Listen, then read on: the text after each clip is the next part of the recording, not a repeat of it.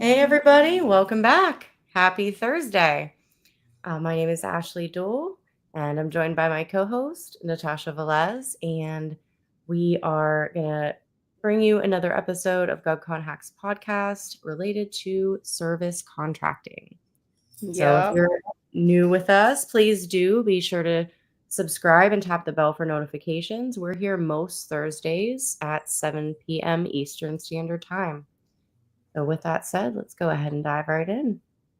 Okay. I wanted to do a services contracting podcast because, well, we did last month the staffing. So we had Tammy Hester on for medical staffing, which, while it is a service, there are other services that we also wanted to discuss. So, Right. we're talking about things like consulting, training, IT services. Give me some more. Project management, Project accounting, management. financial management. No. You said IT. Basically anything that's not an LPTA. Development, DevSecOps, Agile, like installation. I mean, there's a ton of them. And it's a really big industry, services. And I personally like services way more than hardware. But you already know that. Well, I mean, and to put it simply for our audience, if you're proposing, you're probably looking at a service contract. If you're Yeah. quoting, it's going to be product, right? So this is going to cover pretty much a majority of a lot of industries. Environmental is one we didn't mention. Yeah. And services contracting is governed by FAR Part 37. So this is where you'll find the rules and regulations on acquisition.gov. We will go through some of those differences today. And I'd say it's probably fair to say that this episode would be for anyone either maybe already doing products, thinking of getting into services, or maybe you're trying to figure out what it is that you want to do in government contracting and, how much time, each avenue is going to consume of yours, right? So in either way, there will be some benefit here for you if you have been at this a while or if you are brand new. And I will say the thing that sticks out to me most, and this is one thing, it's like the thorn in my side, really, because I am in the services industry, is going to be that most of our work, you don't really see, you do see some on SAM, but a lot of Yeah. them, they're going through, GSA schedules, IDIQ Yep. contracts, EPAs, GWACs, the best in class vehicles. So unless you have a GSA schedule, for one example, you're never going to see what's in eBuy, which is where the GSA schedule opportunities are posted, right? So there's always this confusion, especially from IT service companies. They're like, I know the government spends money on what I do. Why can't I find it? Where are the solicitations? So we're going to talk a little bit more about that today. Platforms that you can use to identify services contracts. And I'd say probably one of the next biggest differences, and this isn't necessarily applicable in all contracts, but they do tend to have a bit of a learning curve, can be the labor categories and the labor rates. Yeah. Yeah. And what would you recommend? Because I know when it comes to pricing, your labor categories are super expensive. Sort of walk me through what that looks like from a proposal standpoint when you're dealing with labor categories and rates. I prefer time and material. Fixed price from a pricing standpoint. It's easier. I think people gravitate to a firm fixed price because it's like it's one and done, and then you don't have to. There's not a lot of auditing required. There's not when you submit your invoicing, you don't have to like do that level of detail to see where your hours are coming from and your cost is coming from, and multiplying your indirect rates on there. And it's less risk to the government. So if they're like, I think the best way to say it is firm fixed price is less risk to the government and more risk to the contractor. Because if you bid, let's assume you bid at 350,000, but you missed something in your basis of estimate and you realize you went over. Well, you already bid at that 350. You can't go any higher. The government agreed to it. So now you're eating into your profit margin. So the risk is really on you to remain within budget. So if there's something that you didn't foresee, well, then it's gonna hit you, not the government. They get to keep their price that you quoted them. Time and material is based on literally just that, the time and the materials that you incur during this period of performance. So every month you can invoice your actual time for each labor category, each rate that you bid on, with your profit margins attached to that, and your hardware, your other direct costs, and your travel costs. So that's a really nice benefit to that. And then if you overwork in hours, if it takes more hours than what you estimated, that's fine. You can continue to bill and just have amendments and modifications to the contract. So that's just a different way of looking at it. But ultimately, even in proposal wise, it's just easier because all you have to do is put down your labor categories, the price, and bid on it from there.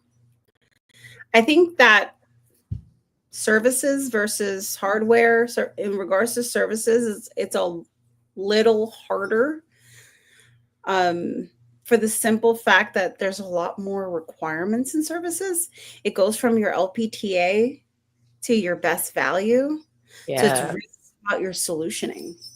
Right. And there's a lot more pressure on you, the contractor, to help the government envision their solution, right? You have to be very detailed in your technical proposal on how you're going to get it done. And when we say how, I mean, I'm not just saying a project plan. We're talking about what's your quality control plan? What's your staffing plan? So there are additional requirements that kind of make the process just lengthier to get these contracts, right? So while services does tend to have a higher profit margin, I mean, it's kind of like a trade-off, right? You have the high profit margin, but your cost per sale goes up because you're writing often lengthy proposals. And when you're writing these proposals, and I'm sure that you could speak to this in more depth than I can, you're talking things like resumes. So for every labor category you have a human that fills that labor category. That human has a resume. That resume needs to be updated with new skills periodically. Those resumes then go into your proposal. So having sort of that content repurposing process on lockdown is definitely beneficial, and having a plan for that when you're stepping into services. Because I got to say, I do the work that I do in the commercial, B2B space all day, every day. And I don't need to jump through all these hoops to get paid. I don't have to write this long 300-page proposal. It's oftentimes a discovery call. We develop a solution, a proposal, the agreement, boom, you're doing the work, right? But government is not that way. For a very similar job I'm proposing on, we've got 2 months to write the proposal, pre-bid meetings, Q&A periods. There's like 50 some questions already on there. And every one of those answers has to go into my proposal in some way.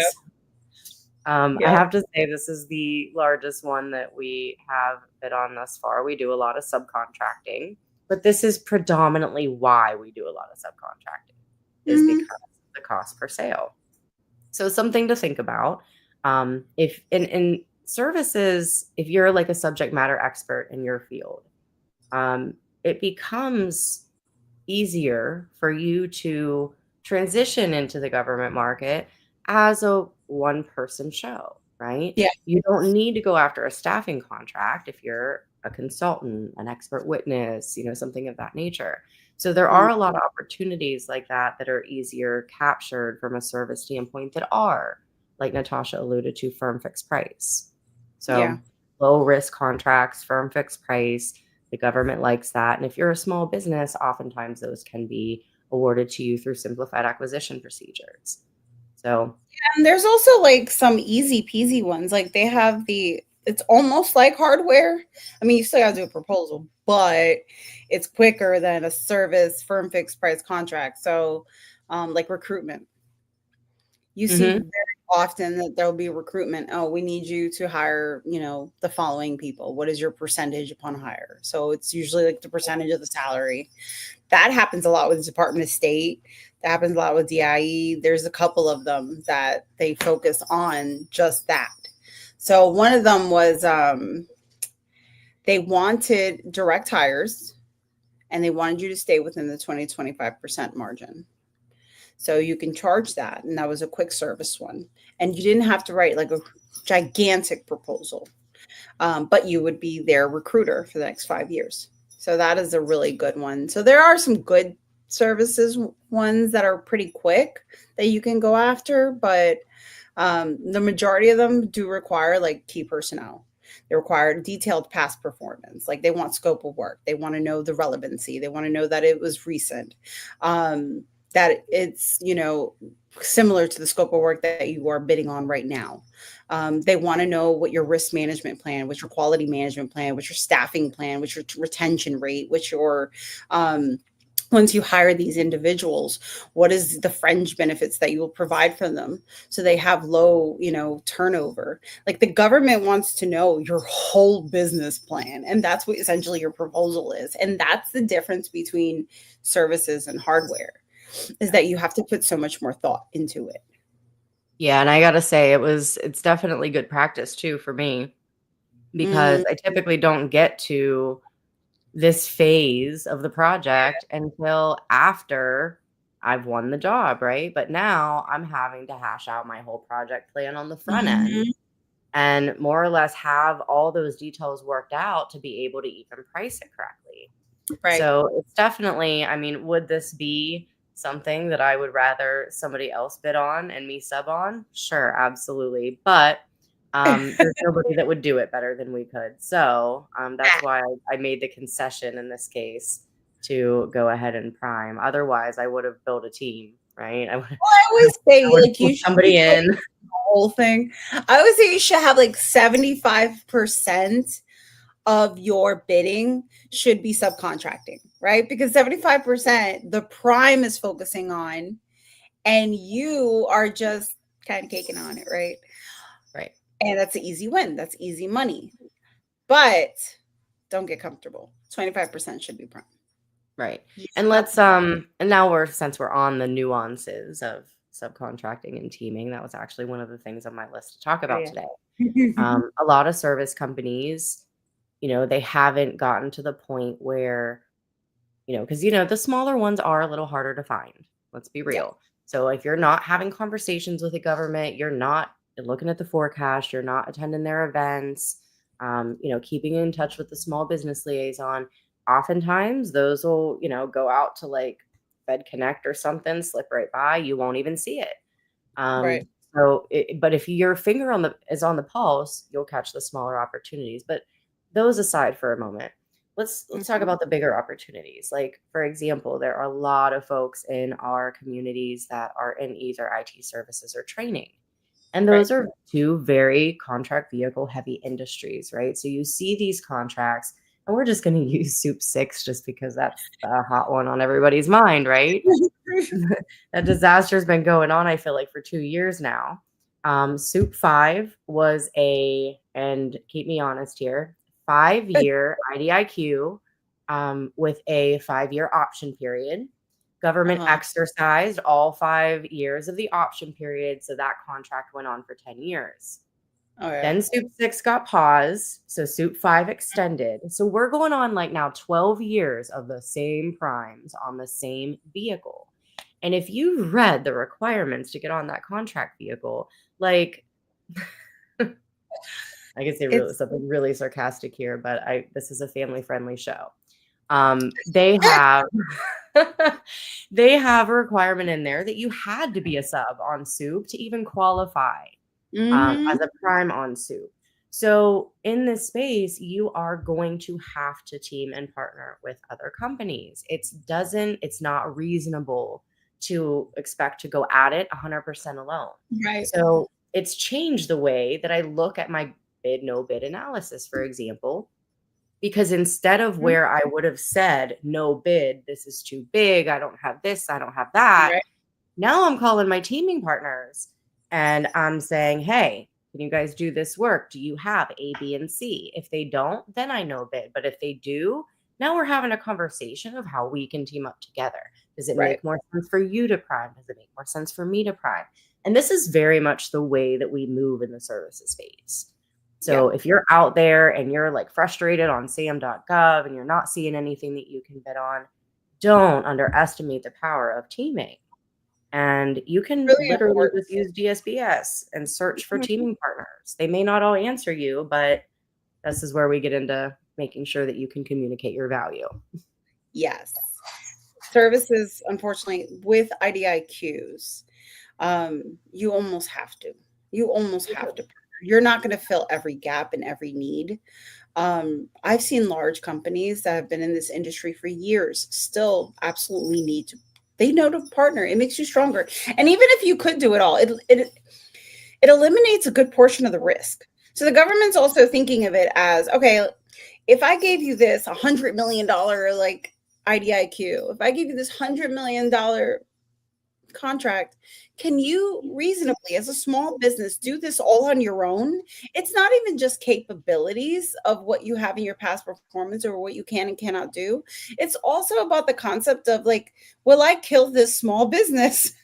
If I give them, they don't want to put you out of business. Exactly. Yeah, like, there is a real component to like killing a business really fast. If you give them too much work they cannot handle. So if you partner, you're also sharing the cost and the resources and the risk. So that's just a different component to it to take into account. It is. And I mean, we'll have another episode on JVs, MPPs, teaming, subcontracting another day.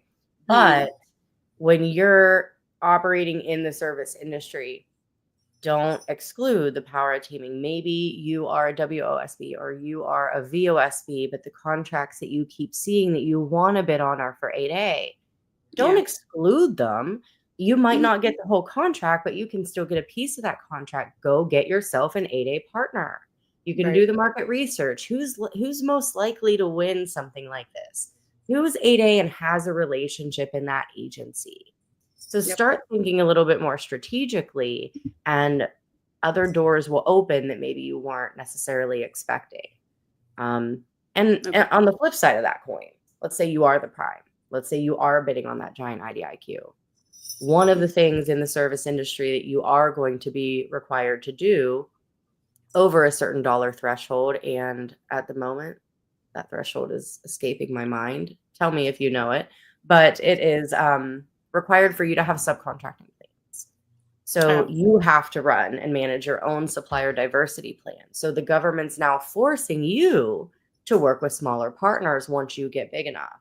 So there's a level of progression, and there's steps to it, right? We can't start from the bottom and overextend ourselves by bidding on a large contract. But if you build those relationships and you talk to the people that have a vested interest to know who you are, all it takes is for someone to give you a chance and then get your foot in the door. And it's all downhill from there. I mean, you might still have to be proposing, but it certainly helps to have an advocate within the agency that you're targeting. Agreed.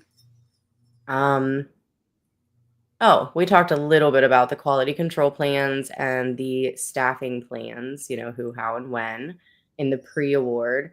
But what about performance management? So what about after the award on a services contract?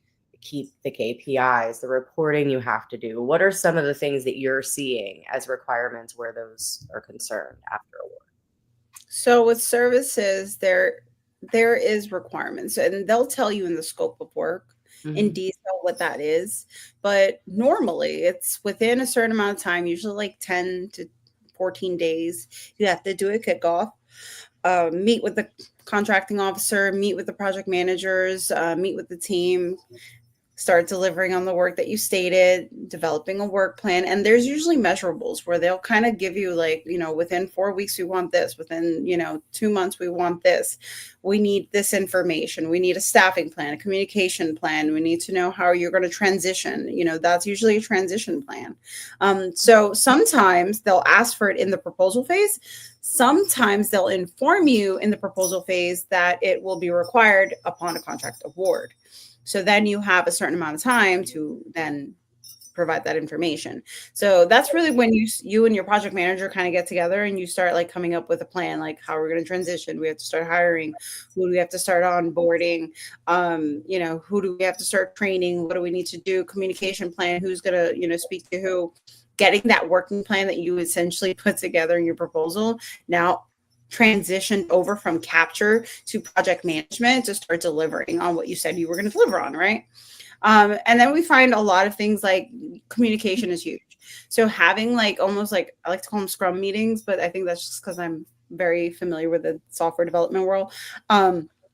Every 2 weeks or to every month, you have meetings to make sure that you are sharing your KPIs, you are sharing your reports.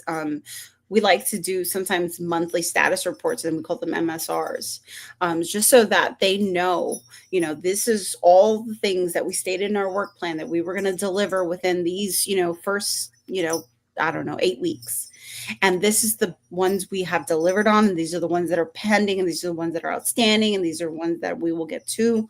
And then status updates from each, sometimes we can almost do it, status updates of the work performed and the work that's still outstanding, things like that. So it's just keeping those communication plans and site visits, meeting visits, stuff like that. So there's still work, that project management portion, and ensuring the quality of the work and ensuring that it is of best value. And that's constantly being measured.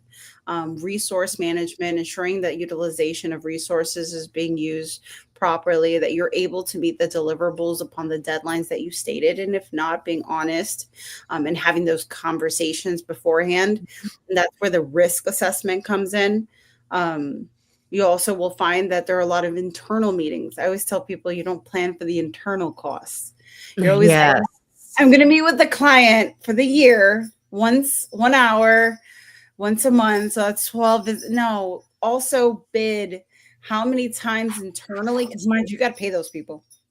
Yep. Every single time you have a meeting, how many people are in that meeting? Cha-ching, cha-ching, cha-ching. It costs money. So you want to put that on as well. You want to consider how many internal meetings that you're going to have. If you have tag ups, daily tag ups with your team, if you have, weekly project management meetings to kind of go over the status and internally decide how you're going to get over the risk and, what the finances are looking based on what you propose versus what you budgeted and so on and so forth. So all that is really what you want to take into account. But there's a lot that happens after award. Like that's when the work starts hitting the fan right there. It really does. And everybody thinks, I can't wait. I can't wait to get my first government contract. But then they get it and they're like, oh shit. It's a lot of work. It's a lot of work.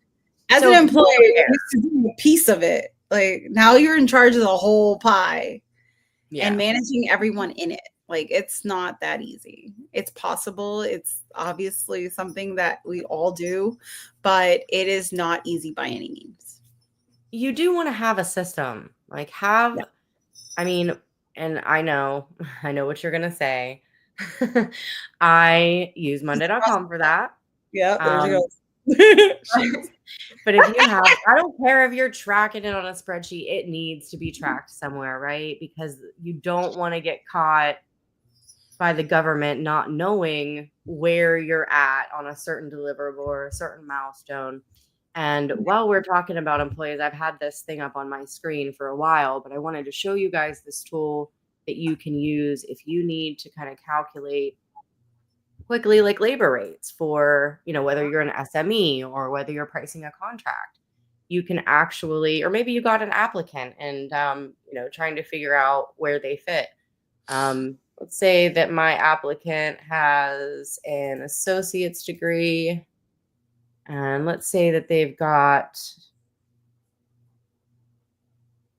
10 to 15 years of experience. And I'm not going to mess with the price range, but we're just going to say that they're working at the contractor location. And they're a small business, and they don't have a security clearance. This is roughly what you can expect the government to pay. So there's a standard deviation. 59 and 156 are quite, a big difference. But you can go down here and kind of take a look at some of the positions, what the experience level is, where it's being used, and And then you can also, I mean, there's comp analysis tools that you can use. There's all kind of stuff in here. There's a ton. So like you can even organize it based on, obviously, state plays a huge factor. Location, industry, company size, all that plays a factor. I mean, we know that. Like, there's no way that they expect anything other than that. So doing a competence, and it's called fair and reasonable pricing. So the fair and reasonable pricing is that, like, if you can back your data up and where you got it from, they're okay. And for many companies, like large companies, believe it or not, like they're going to salary.com. They're putting in a labor category. They're choosing a description that sort of meets it. And they're like, oh, what's the average salary? Like, you wouldn't believe how many people I see do that. And I'm like, what? Like, and they have huge contracts and they've been doing this forever, but it's fair and reasonable. It's like, this is the data. Salary.com says that, a project manager level 5 with this many years experience, direct report to the CEO in Florida, makes this much a year. And what they'll do, and they'll bid that as a direct rate, and they'll copy and paste or, take a screenshot of that, and they'll post that in their fair and reasonable pricings when they're putting together their data to back up their labor category pricing. So that is very common. That's a great tip. I hope you guys caught that. That was a gem she just dropped. It helps, trust me. It does. That's very helpful. The government can't ever say, like, that's not, no, sorry, data. It's all there. It's there. It's there. So I want to go ahead. We have a few minutes left. And as much as I would love to stay and hang out, I got to get to bed. I'm not really feeling all that great this evening. So let's get to our questions. And do we have any in the chat? Let's go see. I don't know, but I jingle with my head every. Thank you, Joe. Joe said salutes and respect. Glad to have you with us tonight, Joe. Thank you and welcome. Yeah. Nathan says, this is the first one I'm attending. Is it often that these have no video component? Oh, you needed to refresh. Got it, sir. Yes, we sometimes have a few tech failures and sometimes intro plays, sometimes it doesn't, but we try to keep it fun around here. Thanks for tuning in. So I don't see any questions. Anybody have any service contract questions while you guys have us here? You're struggling. Maybe you saw something in a solicitation. You want to talk about it or ask a question. Now's the time to do it. Yup.